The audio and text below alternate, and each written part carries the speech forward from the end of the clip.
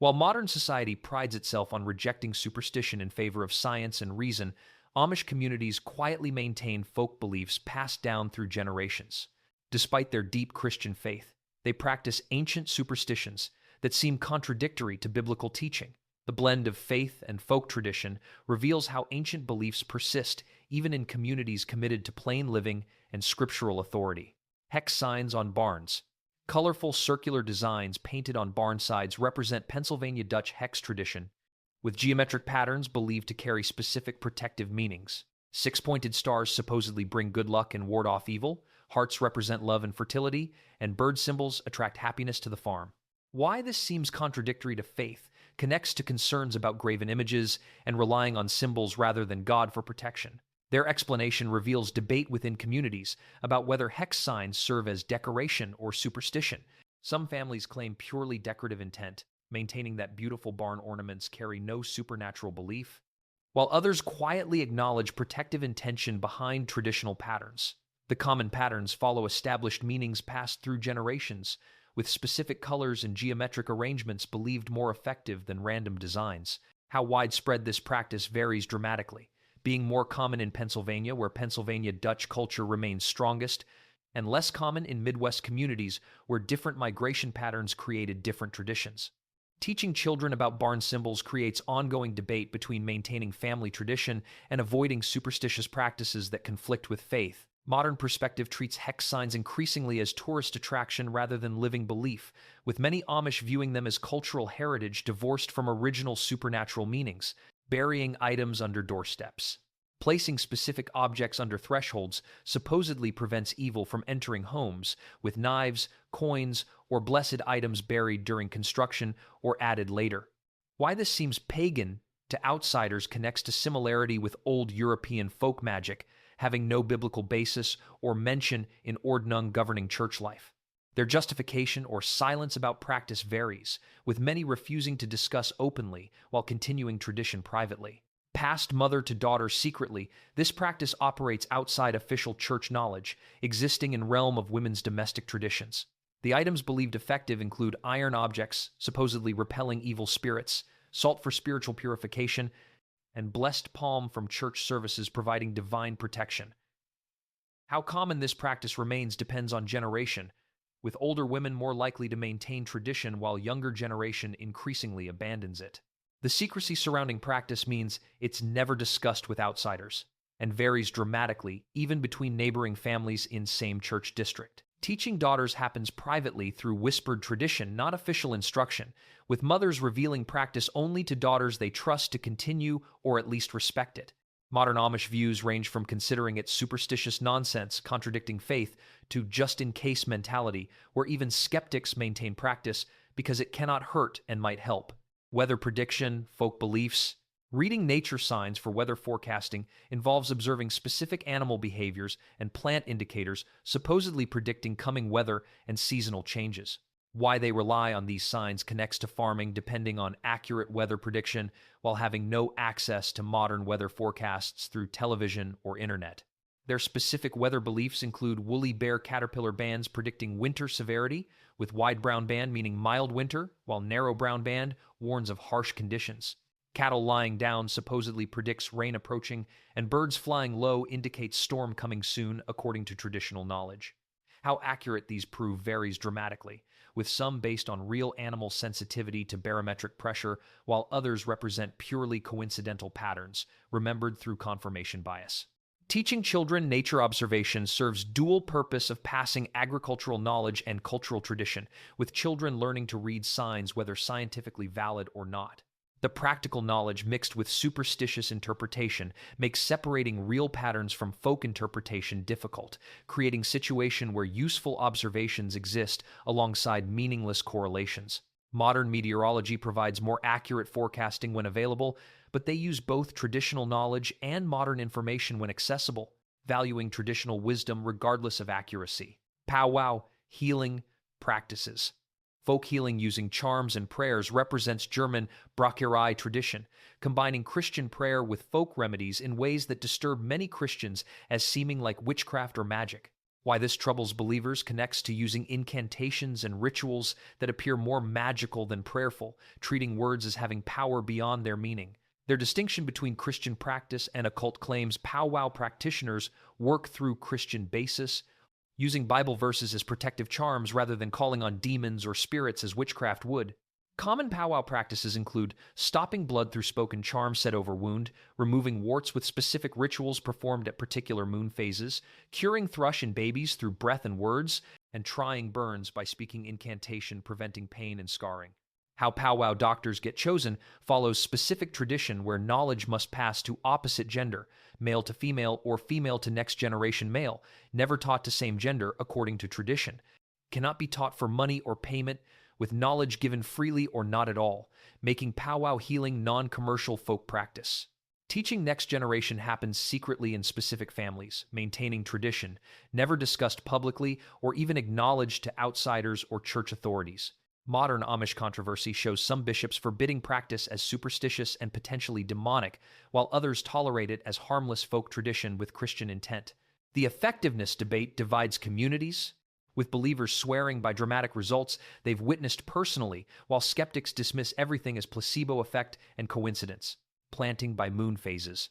Timing planting based on lunar calendar means above-ground crops planted during waxing moon supposedly grow better, while root crops planted during waning moon develop stronger roots. Why they follow lunar cycles connects to ancient agricultural tradition, passed through generations as essential farming knowledge.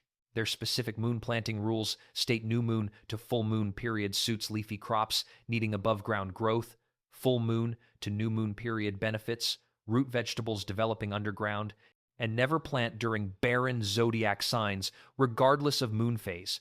How seriously they take this varies by generation, with older farmers strictly following lunar calendar, while younger generation proves more flexible and willing to plant based on weather rather than moon. The astronomical charts they use include farmers' almanacs showing moon phases and zodiac signs, along with passed-down family calendars marking best planting times according to tradition. Teaching children lunar agriculture means learning moon phases early in life and understanding zodiac signs for planting purposes, knowledge considered essential farming skill. Modern science on moon planting shows gravitational effects on water are real, but effects on plant growth remain scientifically unproven, with studies showing mixed results. Their trust in traditional wisdom relies on centuries of observation by ancestors, with attitude that if methods worked for grandparents, questioning them seems unnecessary and disrespectful. Marriage and courtship omens. Signs supposedly predicting marriage success or failure include specific days being unlucky for weddings and wedding weather, predicting future marital happiness or struggle. Why marriage superstitions persist connects to high stakes of lifetime marriage commitment and desire for assurance that marriage will succeed. Common marriage superstitions include never marrying in May, bringing unhappy marriage, rain on wedding day, meaning either tears throughout marriage or fertility and prosperity, depending which version family believes. Bride seeing groom before ceremony supposedly brings bad luck, requiring careful planning to prevent accidental encounters on wedding morning. How these affect actual weddings varies, with some families strictly avoiding May weddings, while others dismiss entire tradition as nonsense without biblical support. The gender-specific beliefs particularly affect brides, with bride tripping when entering home for first time being bad omen, and breaking something on wedding day requiring specific counter-rituals.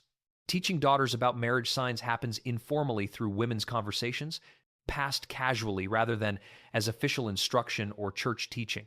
Modern young people's views increasingly reject these as old-fashioned superstitions, contradicting faith in God's plan, but some maintain practices just to be safe, even while claiming not to believe. Animal behavior predicting death.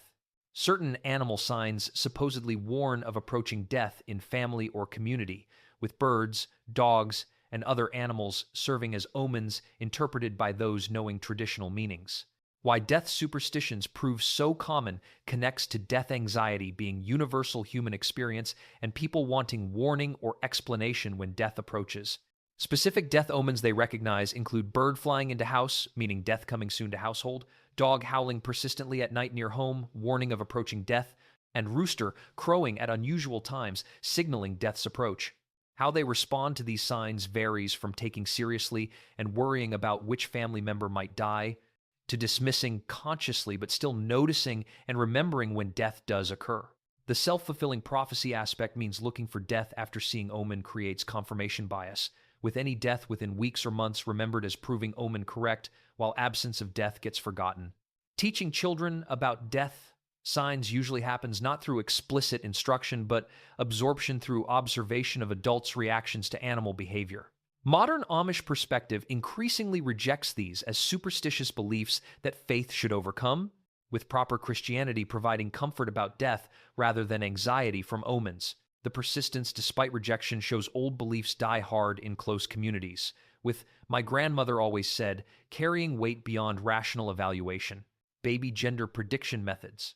Folk methods supposedly predicting babies' gender before birth include observing pregnancy symptoms, testing with objects, and reading mother's appearance according to traditional formulas.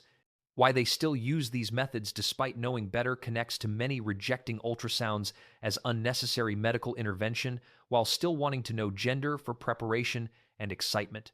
Common gender prediction beliefs include carrying high meaning girl, while carrying low means boy, craving sweets indicating girl, while craving salty foods means boy, and baby's heart rate being fast for girl or slow for boy.